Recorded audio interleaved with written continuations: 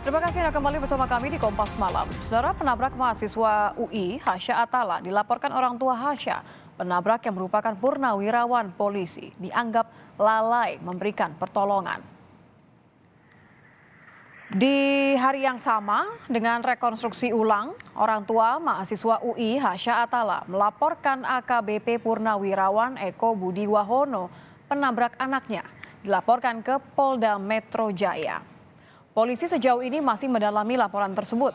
Kabid Humas Polda Metro Jaya juga menyebut rekonstruksi ulang merupakan salah satu bagian dari respon terhadap laporan orang tua Hasya.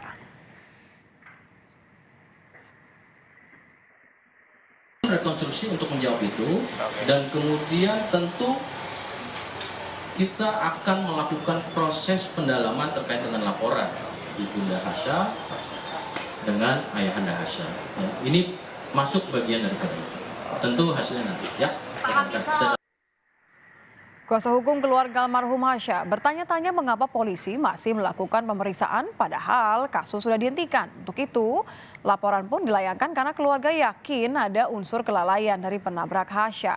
Salah satunya karena tidak segera membawa anak mereka ke rumah sakit. Keluarga pun berharap pada pemulihan nama baik terhadap Hasya setelah penetapan sebagai tersangka yang dianggap sangat menyakiti hati keluarga. Bukan hanya dugaan kelalaian yang mengakibatkan kematian ya Mbak ya, akan tetapi ada juga tidak ditolongnya korban ini dalam jangka waktu yang cukup lama. Seperti kita ketahui penyakit-penyakit saja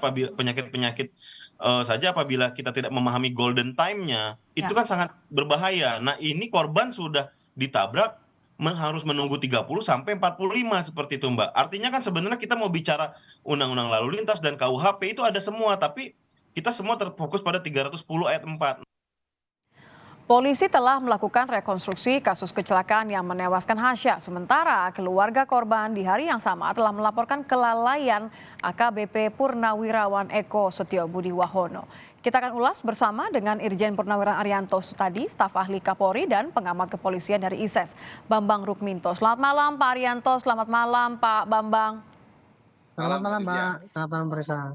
Terima kasih sudah bergabung bersama Nitya dan juga Kompas Malam. Saya ingin ke Pak Arianto terlebih dahulu. Pak Arianto, kalau Anda melihat ini sewajar apa ketika pihak keluarga kemudian melaporkan penabrak karena ada unsur kelalaian? Iya, itu apalagi kemarin diperbesar dengan hasil rekonstruksi ulang itu ya.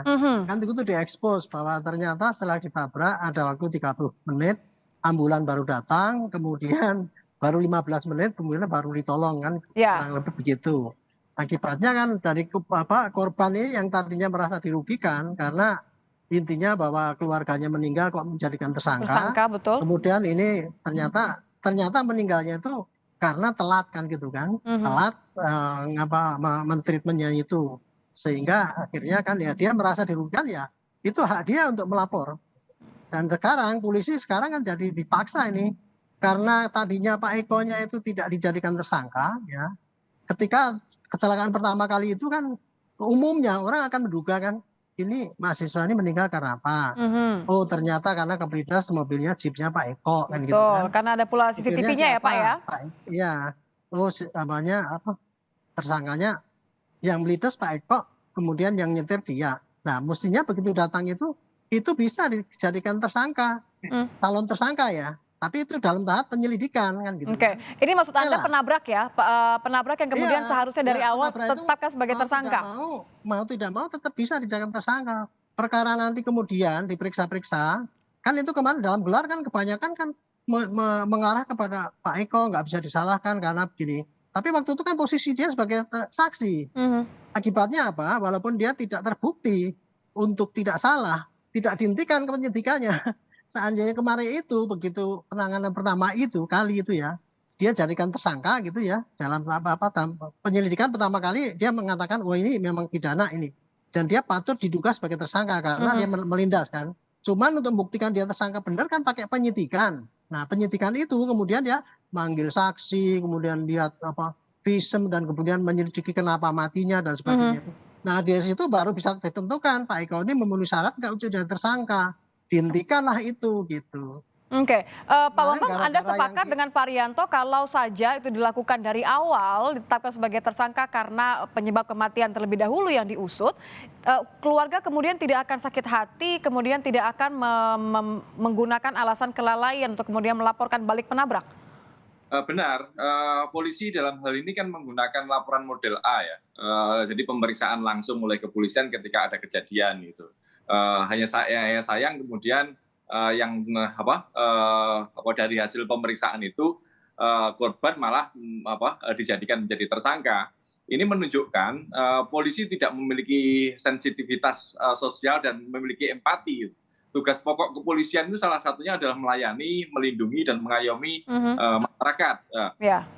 Seharusnya kepolisian ini berpihak pada yang lemah. Dalam konteks ini tentunya adalah korban yang meninggal dunia. Korban meninggal dunia ini tidak bisa membela diri. Makanya kalau kemudian tersangka, ya penabraknya ini dijadikan tersangka, itu akan lebih memudahkan polisi. Bahwa kemudian tidak ditemukan bukti-bukti atau yang memang memberatkan atau membuktikan bahwa tersangka ini benar-benar menyebabkan kematian, itu persoalan lain. Tetapi ini sudah on the track gitu loh. Artinya polisi berpihak pada yang lemah dan melindungi yang lemah seperti itu. Oke, kalau kita lihat kan sebenarnya dalam Undang-Undang Lalu Lintas dan Angkutan Jalan nomor 22 tahun 2009, tolong koreksi kalau saya salah, menyebutkan bahwa memang semua masyarakat kemudian punya kewajiban untuk menolong korban kecelakaan. Anda melihat ini akan menjadi alasan yang cukup kuat begitu bagi keluarga, Pak Bambang? Ya, keluarga memiliki hak untuk melaporkan model B ya. Hanya sayang kemarin juga ada statement dari kepolisian bahwa laporan model B ini tidak diproses. Laporan model B ini tidak diterima. Ini kan mengecewakan keluarga korban juga. Padahal kalau dalam konteks ini ada keluarga korban, ya seharusnya laporan model B ini yang lebih dikedepankan daripada model A. Karena bagaimanapun juga ahli waris memiliki hak untuk mempertanyakan kasus ini untuk membuka yang sebenarnya, apalagi korban malah dijadikan tersangka. Tentunya ini menyakitkan keluarga korban. Pasti. Pak Rianto, kalau sudah begini artinya ini kan seperti dari awal lagi, bahkan ada banyak sakit hati, ada banyak kemudian diksi-diksi yang menyebut ada arogansi terhadap penabrak yang merupakan purnawirawan polisi. Anda melihat apa yang bisa kemudian paling tidak dibenahi dalam kondisi yang sudah terlanjur seperti ini? Saya kira kemarin udah terlanjur kayak gitu ya. Apa yang meninggal carikan tersangka, oke lah. Kalau saya melihat ya, polisi ini dalam menyelidiki siapa penyebab kematian dan sebagainya itu tidak salah itu. Scientific dipakai dan kesimpulannya juga tidak salah, menyatakan bahwa Pak Eko itu tidak melanggar, kemudian mahasiswa itu memang karena salahnya dia sehingga dia meninggal matinya. Kelirunya itu adalah di dalam mengkomunikasikan kepada publik kan gitu kan. Jadi mengkomunikasikannya itu penyidikan ini dihentikan. Kenapa kok hanya penyidikan kepada tersangkanya doang? Tidak kepada tersangka yang Pak Eko itu yang patut disangka kan ya kan, karena kan yang melites, apalagi kemudian rumusnya dia nggak menolong kan. Padahal di dalam pemeriksaan itu memang ya dalam Undang-Undang Lalu Lintas itu ada kewajiban itu dalam pasal 231 itu menyatakan apabila orang terlibat dalam kecelakaan maka kewajibannya nomor 1 dia harus berhenti, yang kedua dia menolong, yang ketiga dia melapor kepada polisi. Di dalam pemeriksaan kemarin itu semua itu ini dilakukan oleh Pak Eko ini. Satu, berhenti dia. Yang kedua, dia berusaha menolong dengan orang-orang katanya ke samping. Kemudian yang ketiga, dia melaporkan. Adapun dia nggak mau bawa itu dengan mobilnya dia karena pikiran dia. Nanti kalau keliru dan kemudian mati, dia disalahin gitu. Jadi sekarang ini ya, pada penafsiran mengenai menolong itu tadi. Sementara Pak Eko dilihat itu adalah dia sudah menolong, artinya membawa korban itu ke tepi itu ya. Dan dalam pemeriksaan kayak gitu yang saya lihat dalam gelar itu. Ya, dipindahkan ke pinggir jalan begitu ya? Ya, dan dia menghindari nggak pakai karena dia tahu nanti kalau mati di jalan dia disalahin kan gitu. Alasan dia loh gitu. Bukan berarti dia tidak mau menolong. Nah, tapi ternyata kan akibat dia nggak mau ikut, akhirnya kan jadi nggak mau menolong, bawa korban itu ke rumah sakit, ambulan yang ditunggu. Akhirnya kan jadi 30 menit terlantar. Nah, ternyata matinya karena terlantar itu. Nah, inilah debatable ya. Jadinya apakah dia itu menelantarkan apa tidak? Ya itu harus disidik. gitu. Disidik, kemudian hasil dari penyidikan itu disimpulkan. Nah, disinilah butuh keterangan ahli kan. Nah, kalau udah butuh keterangan ahli segala itu, maka otomatis Pak Eko itu harus jadikan tersangka. Kalau tidak, nggak bisa kita memanggil saksi kalau masih penyelidikan loh ya.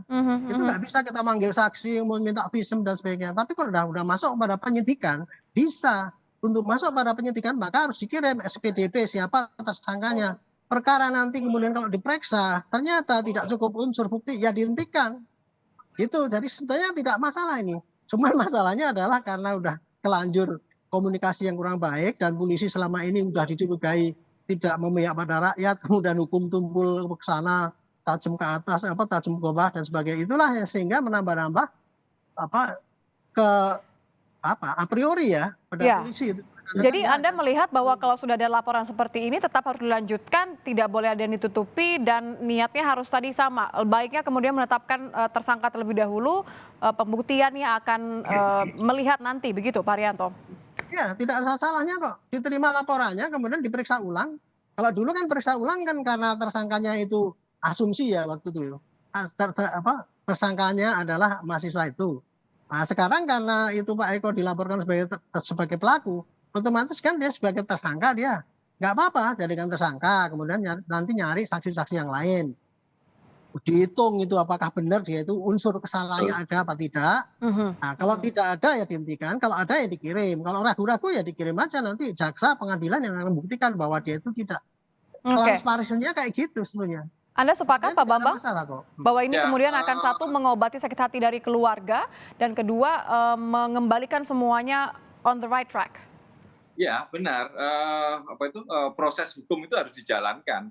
Soal benar salah itu bisa dipastikan di pengadilan kok. Polisi ini bukan pengadil dan bukan pemutus pembuat vonis ya benar salah itu. Cukup melakukan penyidikan saja. Kalau itu tidak ditemukan bukti-bukti, nanti biar pengadilan saja yang memutuskan seperti itu. Hanya problemnya memang saya melihat bahwa di sini memang ada arogansi ya. Kalau melihat ada hubungan Pak Eko ini juga mantan anggota polisi. Kalau yang menabrak ini bukan anggota polisi, ceritanya pasti juga akan lain gitu loh. Bisa macam-macam gitu loh. Bisa juga ada dugaan. Bisa langsung ditetapkan sebagai tersangka? Bisa ditetapkan jadi tersangka juga bisa tidak, karena yang seringkali terjadi juga ada upaya jual beli pasal dalam kecelakaan. Ini kan puncak gunung es gitu loh, terkait dengan penegakan hukum terkait kecelakaan lalu lintas. Insiden ini tidak ada orang yang menginginkan kok, baik korban maupun yang menabrak. Tetapi itulah yang dijadikan celah seringkali oleh kawan-kawan di unit laka lalu lintas untuk memain-mainkan. Seharusnya lebih mengedepankan restoratif justice ya, ketika menemukan antara korban dan tersangka. Kalau itu sudah bisa dimediasi, itu sudah bisa selesai gitu. Hanya saja memang sekali polisi ini main-main dengan kewenangannya itu, menekan tersangka ya, kalaupun dia bersalah untuk keluar duitnya untuk membeli pasal yang meringankan misalnya seperti itu, dan kadang-kadang mengintimidasi keluarga korban. Ya, tapi tentu kita berharap bukan itu kejadiannya saat ini ya, Pak Arianto ya. Kalau dalam konteks ini ya sangat berbeda. Kalau ini hanya relasi hubungan baik saja. Kalau dalam konteks ini ya, saya tuh melihat ya, polisi itu sebenarnya tidak ada niat-niat karena manipulasi itu tadi Pak Bambang, enggak. Oke, baik, nampaknya terputus hubungan telepon kami dengan dua narasumber, tapi kami tangkap maksudnya tadi bahwa keduanya sepakat seharusnya ini kemudian ditanggapi secara terbuka oleh pihak kepolisian. Terima kasih Pak Arianto, staf ahli Kapolri dan pengamat kepolisian dari ISES Pak Bambang Rukminto sudah bergabung bersama kami.